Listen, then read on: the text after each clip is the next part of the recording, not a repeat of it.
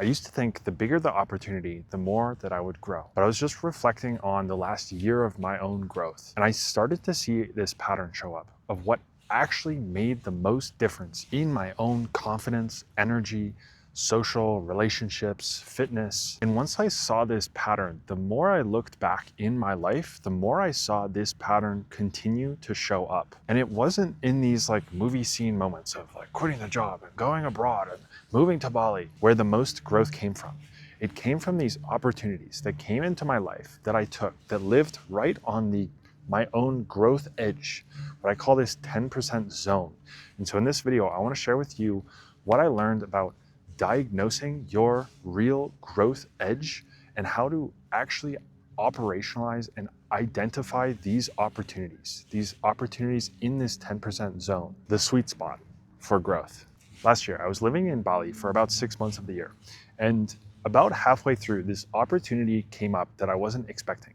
I was living at this co-working space and going to these business networking solutions events where if you have some challenge, business problem, life challenge that you want to share and present to the group and get feedback, advice from other people, from someone who's been doing sales for 10 years. You have a marketing question, someone's been doing marketing for 15 years.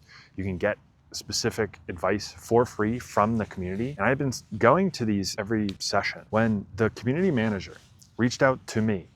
And he said he was going on vacation for a month. And he asked if I would be interested in running the event. At this point, I'd been going to, I don't know, maybe 4 or 5 in a row. And I saw this opportunity and I felt a little bit afraid, a little bit uncomfortable. Like, oh, I'm used to just being like playing along and like someone else is running it and I'm jumping in and like asking questions and helping out, giving advice. But running it is a different frame. Like now I need to be responsible and now I'm tied to this place. And so I saw it with some hesitation. It wasn't like an instant yes, but the more that I thought about it, and the more that I sat with this opportunity, the more that I thought this would be such a great opportunity for my own growth and for my own career and trajectory right now. And so I ended up accepting it and running the next like 3 months of this event. And it went incredibly well. And it was absolutely worth it. The amount of increase in confidence, ability to lead a group, the exposure that I got from social media, from the co-working space that tagged me, it opened up doors and opportunities. I ended up running that same style event in another run club somewhere else that got me more exposure. The social connections, the new friendships, the clients that I got from those events. And I look back on this opportunity and think that was literally the perfect opportunity for me. It was just over my comfort zone, just uncomfortable enough, just fearful enough that there was some aliveness, some excitement to it. But at the same time, when I thought about it logically, analytically, looked at my path, looked at my trajectory, and looked at that opportunity on this path, it was a step ahead of where I was then. And so it was moving in the right direction. And I believed that I could do it. I could step up and do it. And this is the pattern I noticed for these 10% zone opportunities. It's crazy. When I look back on my life, I see this pattern continue to show up year after year. A couple months later in Bali, I was going to this speaking and networking event where you could give a talk on anything, anyone can sign up. And there were like 30, 40, 50 people there. And I remember that fear, that public speaking fear, getting up on stage, speaking in front of an audience. But I also thought the more people that I talked to, the more I realized my story is unique and interesting.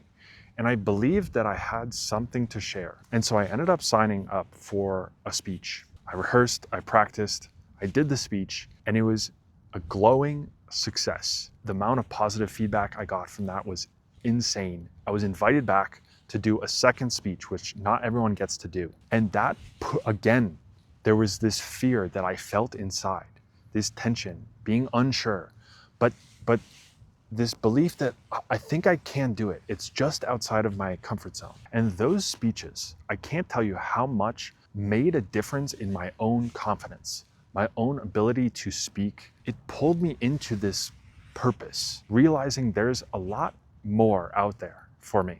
And when I go back even further, when I was working my software engineering job, I remember distinctly, I had a fantastic manager and she saw the spark in me. And I remember distinctly this opportunity where she put me, it was like 6 months into my first software engineering job. She put me as the lead of a feature for the team. And it was this added responsibility, this new opportunity, this push into like, oh shit, like me, like I have to lead that.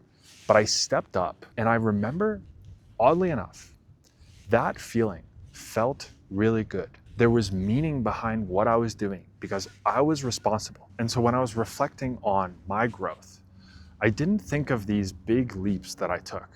I thought of all of these little micro opportunities where there was both fear, but also this belief that I could do it. And these are the opportunities that I believe are the absolute best for growth. And so when I think about how to operationalize this, how to break this down into criteria that you can use, thinking about your edge, what I find about these opportunities is that they lie in this overlap between fear, curiosity, and aliveness or excitement. When you think back to an opportunity that I'm talking about that lives in this 10% zone, you remember that there was fear, there was uncertainty that you felt.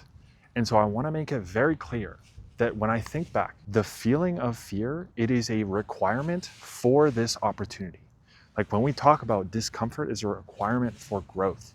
Fear, discomfort, change is a requirement in this opportunity for growth. And I make this point because our brains don't like fear, right? But we need to switch seeing fear as a compass, as an indicator for the direction that we're heading is the right direction because we feel fear, rather than I want to run away because I feel fear. So fear is a feature. It is a requirement for this. You should feel it. But at the same time, when you think like analytically, you think through the opportunity, you should see the potential. It should be along the trajectory of your own growth. And it should pull at your curiosity. It should pull at this feeling of aliveness, excitement, nervousness. And then the last piece of this is, when I think of a 10% zone opportunity, I think of something with low downside risk.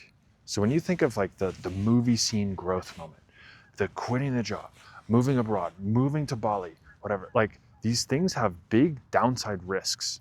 Like when you move countries, like when you quit your job, there is a significant downside risk to that. But when you think of these opportunities, like saying yes to giving a speech, giving a talk, running an event, the downside risk of this is so much smaller than these big events. So the next time you are going throughout life and someone comes to you, an opportunity comes to you, those are where these 10% zone opportunities take place. And the next time something like that happens, think, do you feel fear? Because that's a requirement. Do you feel some curiosity? Do you feel some pull to aliveness, excitement? Is it along the trajectory of your growth and the direction that you're heading? Because if it's on that edge, then that's an opportunity, a significant opportunity for you to level up your growth and take that. I've been learning a lot about rewiring your nervous system and understanding what your nervous system actually means in this context. And my understanding here is our nervous system is this prediction mechanism. So we have these two states, fight, flight, or rest and digest. Our brain is trying to predict what behavior will take place given a circumstance, given an environment, given something that happens. As an example here, public speaking fear is very common. And so most people's nervous systems get into this fight, flight, like alert, scared, afraid state when they get onto stage. But when we think about retraining the nervous system and getting it into a point where when we get on stage, we feel a pull of excitement, a little bit of fear, but aliveness. And we get to this state where our nervous system has seen this before and can predict our behavior. And so what we need to actually do to retrain the nervous system is act in moments of friction. Friction is a requirement. We need to train our brain to predict when this thing happens, we now do this behavior instead of the old one. When we get on stage, we feel confident, but alive and excited rather than the previous state of shutting down. So I was talking with someone last night, living in Bali. I went back to Australia for the holidays and had this intention of going back and like locking in, being really productive. But when he got back to that environment, he found he just basically did nothing productive and fell back into the old habits that he had when he was there before. And I think this is the perfect example of not a 10% zone opportunity, but something that is too big of a leap. He was jumping too far into an environment with so many associations with his brain on how he used to act. And so the amount of friction that he had to overcome to continue his current image of his self was too much for his nervous system to handle all at once. And so the goal here is really to find this zone, this sweet spot, friction, fear, but aliveness, excitement, curiosity, and not overwhelm our nervous system with trying to do too much all at once. And so when I work with people in coaching, this is what I focus on, is finding these opportunities that are just enough friction, but doable enough that rather than leaping into something that's too difficult for the nervous system to handle, that's too much of a change from their self-image, it's just enough that we can start to accumulate evidence of the new behavior. So for example, I had one client in a phase of searching for kind of life and career direction, following his curiosity, trying to find a new path. After his work, there were no activities that he was excited about doing, and so he was ending up just working more instead of pursuing what he wanted to pursue. And so what we did together was break down and add more constraints to how can we find this 10% zone? How can we reduce the options so that it's easier to choose, easier to get into momentum and start building this evidence, exploring, finding activities that match his curiosity, but without the overwhelm of trying to do too much all at once. And another client struggling just on the edge of burnout, working super hard, very successful, but struggling with the emotional regulation, the sustainability part of this. And so what we did together was find these micro boundaries that she can set, these little routines that we can start to rewire her self-image, rewire her nervous system to say, I'm a founder who regulates and manages my own emotional state so that I don't get into these burnout states. So the next time you're thinking about your own growth, think about these 10% zone opportunities, feeling fear, feeling friction, but seeing potential in this opportunity and focus in on those opportunities, because for me, that's where the most growth happened. And if you want my one-on-one support, coaching in helping find this 10% zone for you, rewire your nervous system, that is what I help people like you do. And send me a DM on Instagram and I'll send you my details for my 2-hour deep coaching experience. It's been insanely successful so far. With that, that's all I got for you.